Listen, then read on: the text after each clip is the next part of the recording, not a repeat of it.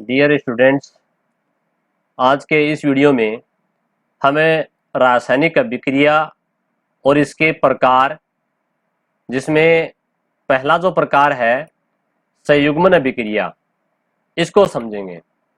तो पहले हम शुरुआत करते हैं कि रासायनिक अभिक्रियाएं क्या हैं और उनके अंदर जो संयुग्मन अभिक्रिया है किसे कहते हैं और इसके उदाहरणों को अपन समझेंगे, क्योंकि अपन को पता है कि इस पाठ में से एक क्वेश्चन 3 नंबर का पूछा जाएगा अपने बोर्ड परीक्षा में।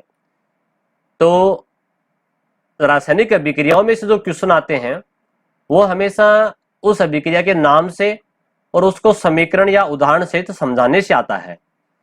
फॉर एग्जाम्पल, जैसे मान लीजिए क्वेश्चन है कि संयुग्मन अभिक्रिया किसे कहते हैं, अभिक्रिया द्वारा इसको समझाइए या रासायनिक समीकरण द्वारा लिखिए या समझाइए। इस प्रकार से इसके क्वेश्चन आते हैं। तो हमें जितने भी आगे अपना अभिक्रियाएं पढ़ेंगे, संयुग्मन अभिक्रिया, विस्थापन अभिक्रिया, द्विविस्थापन अभिक्रिया, अपघटन अभिक्रिया, उत्क्रमणीय, अनुत्क्रमणीय, तीव्र और मंद, ये सारे हमें हमारे सिलेबस में हैं। तो ये अभिक्रियाओं के जो प्रकार हैं, इनमें पहला अपन संयुग्मन पढ़ेंगे, परंतु पहले अपन बात करते हैं कि रासायनिक अभिक्रियाएं किसे कहते हैं, रासायनिक अभिक्रियाएं क्या हैं। लास्ट वीडियो में हमने रासायनिक समीकरण लिखने के बारे में समझा था कि रासायनिक समीकरण क्या होता है, रासायनिक समीकरण की क्या विशेषताएं होती हैं, या रासायनिक समीकरण से हमें क्या जानकारी मिलती है और रासायनिक समीकरण की क्या कमियां हैं। यहाँ इस वीडियो में हम रासायनिक अभिक्रियाओं की शुरुआत करते हैं। तो चलिए देखते हैं। सबसे पहले, किसी भी पदार्थ में रासायनिक परिवर्तन होने पर वह मूल पदार्थ से रासायनिक गुणों व संगठनों में भिन्न हो जाता है। देखिए, इस पाठ के पहले वीडियो में हमने समझा था कि परिवर्तन जो है वो 2 प्रकार का होता है। एक तो रासायनिक परिवर्तन, दूसरा होता है भौतिक परिवर्तन। ठीक है। तो देखिए, भौतिक परिवर्तन में तो क्या होता है, एक बार थोड़ा रिवाइज कर लेते हैं अपन, कि ऐसा परिवर्तन जिसमें पदार्थ की केवल भौतिक अवस्था और गुण धर्म बदलते हैं, उसके रासायनिक गुण नहीं बदलते, वो भौतिक परिवर्तन कहलाता है। और ऐसा परिवर्तन जिसमें पदार्थ के भौतिक अवस्था के साथ साथ रासायनिक गुण भी बदल जाएं, वो रासायनिक परिवर्तन कहलाता है। तो यहां पर जिस पदार्थ में रासायनिक परिवर्तन होता है, ठीक है, वो ही रासायनिक अभिक्रिया कहलाती है। जैसे मान लीजिए भौतिक परिवर्तन में क्या था, पानी है, पानी से क्या बन गया, बर्फ बन गई, और बर्फ से वापस पानी बन गया। ठीक है, तो ये भौतिक परिवर्तन था। रासायनिक परिवर्तन में अपन ने उदाहरण से समझा था, जैसे दूध से दही बन गया, परंतु दही से वापस दूध नहीं बन सकता। तो ये हमने अच्छी प्रकार से समझा था उस वीडियो में। तो यहां कहने का मतलब ये है कि किसी पदार्थ में जब रासायनिक परिवर्तन हो जाता है, जैसे लोहे पर जंग लगना, दूध से दही बनना, किसी वस्तु का दहन या जलाना, ठीक है, ये सारे भौतिक रासायनिक परिवर्तन के उदाहरण हैं। तो उससे क्या होता है, उस पदार्थ के अंदर रासायनिक गुण और उसका संगठन भिन्न हो जाता है, यानी कि बदल जाता है, पहले जैसा नहीं रहता। जैसे दूध से दही बन गया तो वो अलग हो गया। इस घटना को रासायनिक अभिक्रिया कहते हैं। अब बोर्ड परीक्षा में हमें इसकी जो परिभाषा लिखनी है, तो देखिए यहां पर मोटे अक्षरों में लिखा हुआ है। अगर प्रश्न बनता है कि रासायनिक अभिक्रिया किसे कहते हैं, 2 उदाहरण दीजिए, तो हमें यहां पर पहले इसकी परिभाषा लिखनी है। किसी पदार्थ में रासायनिक परिवर्तन होना रासायनिक अभिक्रिया कहलाता है। ये इसका आंसर है, यहां से लेकर के यहां तक। किसी पदार्थ, कोई भी पदार्थ हो सकता है, उसमें कौन सा परिवर्तन, रासायनिक परिवर्तन हो जाता है, तो वो ही रासायनिक अभिक्रिया कहलाता है। इसका मतलब आगे अपन जितने भी रासायनिक अभिक्रियाएं पढ़ने जा रहे हैं, इस टॉपिक में जितने भी अभिक्रियाएं पढ़ेंगे वो सारे के सारे रासायनिक परिवर्तन हैं। ठीक है, चलिए फिर अपन देखते हैं आगे क्या लिखा है। रासायनिक अभिक्रिया के दौरान अभिकारकों से उत्पादों का निर्माण होता है। देखिए, रासायनिक अभिक्रिया में क्या होता है, अभिकारक से क्या बनते हैं, उत्पाद बनते हैं। अभिकारक किसे कहते हैं, जो अभिक्रिया में इधर बाईं तरफ जो लिखे गए हैं ये अभिकारक है, या इन्हें क्रियाकारक भी कह दीजिए। और इधर जो बनता है ये क्या है, उत्पाद, या इसे क्रियाफल भी कह सकते हैं। तो कहने का मतलब अभिकारक जो है, इन अभिकारकों से क्या बनता है, उत्पाद बनता है। परंतु पदार्थ का कुल द्रव्यमान संरक्षित रहता है, पदार्थ का द्रव्यमान नहीं बदलेगा। अभिकारकों का जो कुल द्रव्यमान है वो उत्पादों के कुल द्रव्यमान के बराबर होगा। इधर का द्रव्यमान और इधर का द्रव्यमान बराबर होता है, इसे द्रव्यमान संरक्षण का नियम भी कहते हैं। रासायनिक अभिक्रिया को रासायनिक समीकरण से, और जैसे ये मैग्नीशियम है, ये ऑक्सीजन है, ठीक है, तो इसको अपने इनके जो प्रतीक चिन्ह है कि मैग्नीशियम का प्रतीक चिन्ह होता है Mg, ऑक्सीजन का O, तो ये कहलाता है रासायनिक समीकरण। यानी कि रासायनिक जो अभिक्रिया है उसको अपने प्रतीक चिन्ह के या अणु सूत्र के रूप में प्रस्तुत करते हैं या अभिव्यक्त करते हैं, वो रासायनिक समीकरण कहलाता है। तो इसे अपन रासायनिक समीकरण से व्यक्त करते हैं। उदाहरण के लिए यहां लिखा है जैसे मैग्नीशियम, यह मैग्नीशियम का फीता, ये मैग्नीशियम क्या होता है, एक प्रकार की धातु होती है। मैग्नीशियम क्या है कि धातु है। इसको फीते का मतलब ये है कि यहाँ पर मैग्नीशियम का तार हो सकता है या मैग्नीशियम का फीता बना दिया अपन ने, जिस प्रकार से लोहे का फीता हो सकता है, ठीक है, वैसे ही मैग्नीशियम का फीता या मैग्नीशियम का तार है, कोई वायर है, को ऑक्सीजन में जलाने पर, देखिए अपन किसी भी वस्तु को जलाते हैं तो जलाने के लिए ऑक्सीजन गैस चाहिए। याद रखिएगा, ये मैग्नीशियम है, इसको जलाने के लिए कौन सी गैस चाहिए, ऑक्सीजन, और जलाने को कहते हैं दहन। कई जगह आपको नाम मिलेगा दहन, दहन का मतलब जलाना ही होता है, ठीक है। तो मैग्नीशियम को क्या किया अपने, ऑक्सीजन की उपस्थिति में दहन किया, जलाया। उस जलाने पर मैग्नीशियम ऑक्साइड, ये मैग्नीशियम ऑक्साइड बन गया उत्पाद का श्वेत रंग का, कैसा रंग का बनेगा, सफेद रंग का बनेगा, चूर्ण बन जाता है, ठीक है। यहाँ मैग्नीशियम क्या है, सॉलिड है, धातु ठोस होती है, कठोर होती है, परंतु मरकरी एक ऐसी धातु जो द्रवावस्था में पाई जाती है। ऑक्सीजन गैस है, और ये क्या बन गया, मैग्नीशियम ऑक्साइड का चूर्ण बन गया, सॉलिड बन गया, चूर्ण यानी कि पाउडर बन गया इसका। यहाँ अभिकारकों में देखो, ये रहा अभिकारक, ये इनमें इनकी बात कर रहा है, ठीक है, क्या बता रहा है, देखो अभिकारकों में मैग्नीशियम के परमाणु की संख्या 2 है। देखिएगा आपके पास किताब है, उसमें आप देखिएगा मैग्नीशियम के कितने परमाणु है, ये 2 लिखा हुआ पहले, ठीक है, और ऑक्सीजन के भी कितने परमाणु है, 2, यहाँ 2 लिखा हुआ है। ये ऑक्सीजन प्लस ऑक्सीजन, 2 ऑक्सीजन मिलकर के बनाते हैं O2, ठीक है, ऐसे। तो मैग्नीशियम के 2 हैं यहाँ पर और ऑक्सीजन के भी 2 हैं, तो इस प्रकार से बनेगा क्या, 2MgO, यानी कि ये 2 पहले लिखा है, तो इसका मतलब ये मैग्नीशियम के लिए भी 2 है और ये ऑक्सीजन के लिए भी 2 है। ये 2 पहले लिखा है तो दोनों के लिए काम में आएगा, मैग्नीशियम की भी 2, ऑक्सीजन के भी 2। इधर भी कितने थे, मैग्नीशियम के लिए 2 थे और ऑक्सीजन के लिए ये 2 लिखा हुआ था, तो इधर और इधर परमाणु की संख्या बराबर है, ठीक है। तो चलिए आगे देखते हैं क्या लिखा है। मैग्नीशियम के परमाणु की संख्या 2 है तथा ऑक्सीजन O2 के परमाणु की संख्या भी 2 है, अभी समझा अपन ने। और उत्पाद बनने के पश्चात भी इनकी संख्या समान रहती है, यानी कि 2 ही रहेगी, 2 ही मैग्नीशियम, 2 ही ऑक्सीजन। अतः अभिक्रिया से पूर्व, अभिक्रिया के पहले और अभिक्रिया के पश्चात, यानी कि अभिक्रिया के बाद में मैग्नीशियम और ऑक्सीजन का द्रव्यमान समान रहता है। इसे ही अपन क्या कहते हैं, द्रव्यमान संरक्षण का नियम। उदाहरण देखिए, अपन कार्बन का और ऑक्सीजन का अपन संयोजन करा रहे हैं, दोनों को जोड़ रहे हैं, कार्बन और ऑक्सीजन। यहाँ वास्तव में क्या हो रहा है, ये जो कार्बन है ये कोयला है, कोयले में कार्बन होता है, इसको अपन जला रहे हैं ऑक्सीजन की उपस्थिति में, दहन करेंगे तो कार्बन डाइऑक्साइड गैस बनेगी। कोयले को अपन क्या करेंगे, जलाएंगे ऑक्सीजन की उपस्थिति में तो कार्बन डाइऑक्साइड गैस बनेगी। तो यहाँ पर इन दोनों का संयोजन हो जाएगा, यानी कि ये प्लस का निशान मतलब संयोजन हो रहा है, जुड़ रहा है, ये दोनों आपस में जुड़ रहे हैं। तो यहाँ पर भी द्रव्यमान जो है बिल्कुल समान रहेगा। तो उसको समझने के लिए यहाँ बताया गया कि कार्बन, कोयला कैसा है, सॉलिड ठोस है, ऑक्सीजन कैसी होती है, गैस, और कार्बन डाइऑक्साइड गैस बनेगी। यहाँ पर यहाँ पर भी देखिए कार्बन कितने हैं, 1, ये उत्पादन देखो कार्बन 1 है। ऑक्सीजन के कितने थे, 2 अणु, 2 परमाणु, यहाँ देखिए ऑक्सीजन के 2 लिखा है, ऑक्सीजन के 2 परमाणु, 2 यहाँ लिखा है, इसका मतलब डाई है, carbon dioxide, carbon dioxide, di का मतलब 2 होता है, मोनो का मतलब 1 होता है, जैसे कार्बन मोनोऑक्साइड, ये कार्बन के साथ में 1 ऑक्सीजन है तो कार्बन मोनोऑक्साइड।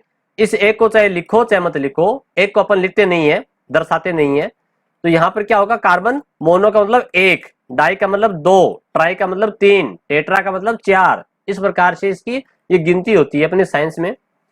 अब देखो इसका द्रव्यमान की बात करते हैं।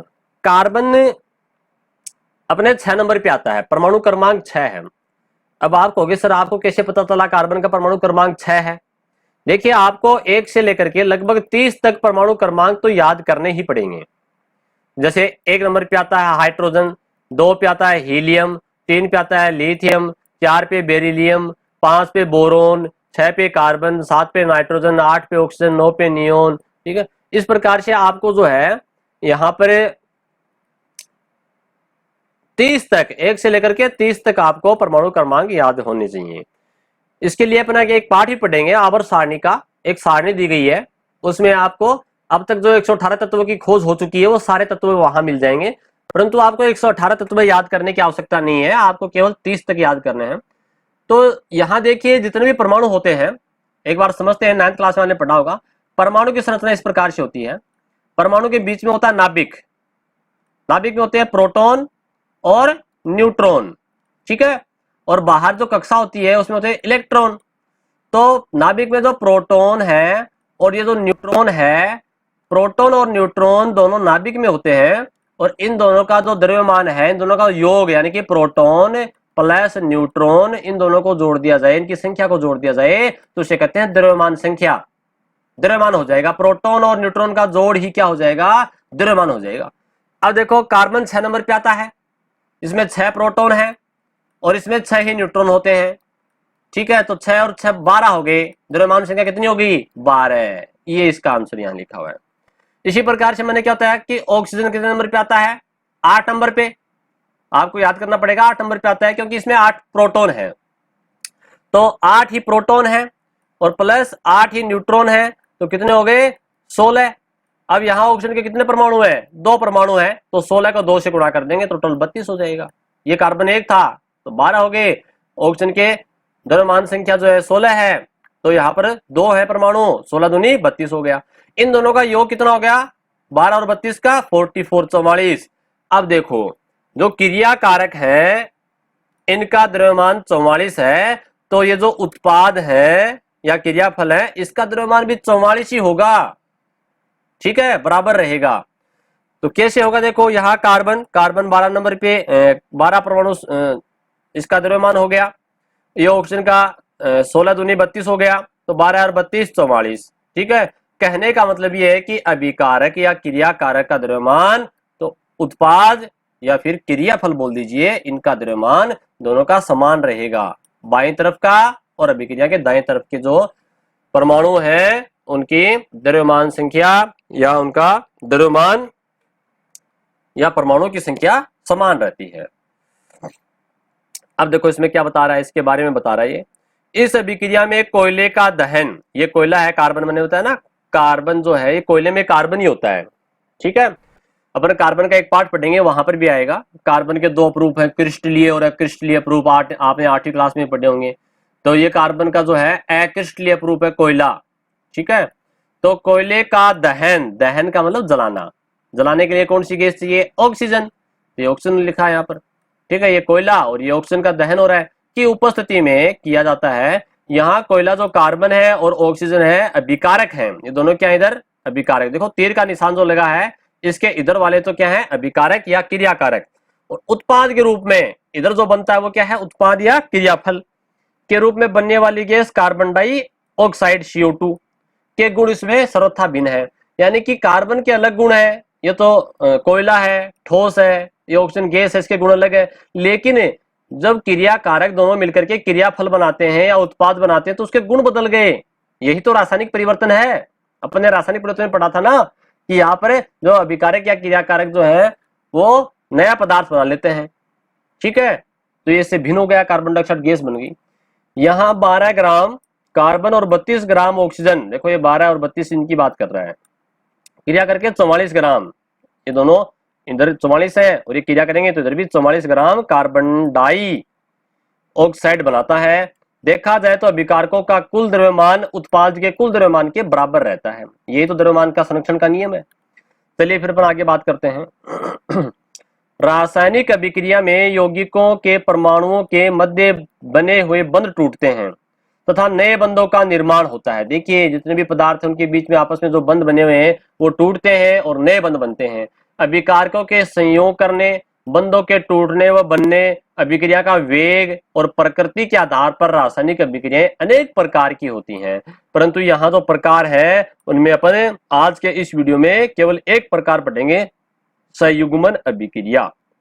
ठीक है, अभिक्रियाओं के प्रकार में यहाँ पर संयुग्मन देखेंगे आप आगे इसी वीडियो में।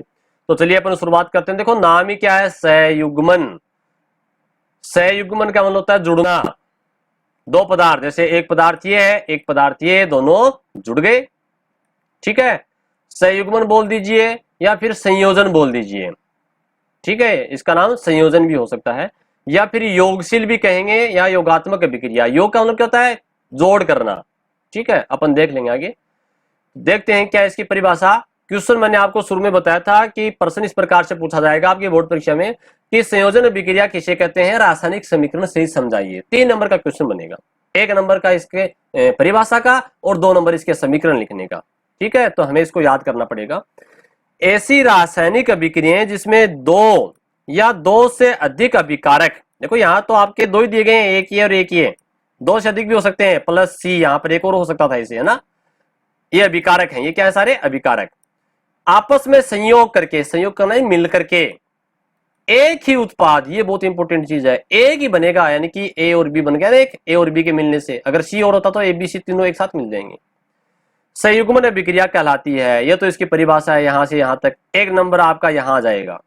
ठीक है, बाकी 2 नंबर आपको इसका समीकरण लिखना पड़ेगा। तो ये तो समीकरण जो है आपको ये नहीं लिखना, ये तो समझाने के लिए है।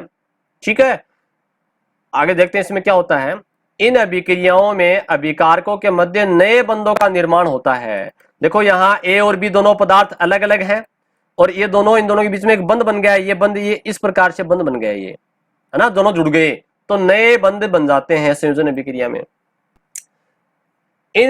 चूंकि इन अभिक्रियाओं में अभिकारकों का साधारण योग होता है, योग यानी कि जोड़। ठीक है, अतः इसे योगशील या योगात्मक अभिक्रिया भी कहते हैं।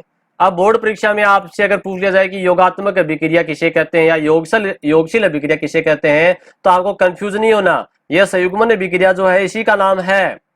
ठीक है, आप चाहे किताब में यहां लिख लीजिए इसके तीनों नाम कि योगशील अभिक्रिया या योगात्मक अभिक्रिया, ये आपको अंडरलाइन कर लेना है, इसको यहाँ पर भी इसी अभिक्रिया के नाम है। अब इसके जो उदाहरण है वो देखो, यहाँ पर आपको अपने पसंद के 3 एग्जाम्पल दिए गए हैं। एक तो ये रहा, दूसरा मैग्नीशियम वाला है और तीसरा अगले पेज पर ये रहा।